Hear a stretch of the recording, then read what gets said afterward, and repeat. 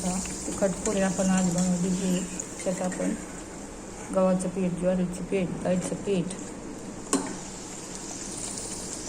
हिरवी मिरची, लसूण, कोथिंबीर, हळदी सगळं आपण ॲड केले. लाल तिखट, मीठ, हळद,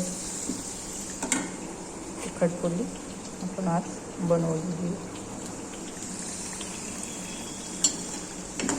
करा नक्की, खा, कमेंटमध्ये मला नक्की सांगा तिखट पोळी कशी. प्रवासाला जाताना ही पोळी तुम्ही सोबत घेऊन जाऊ शकता. किती दिवस खराब होत नाही.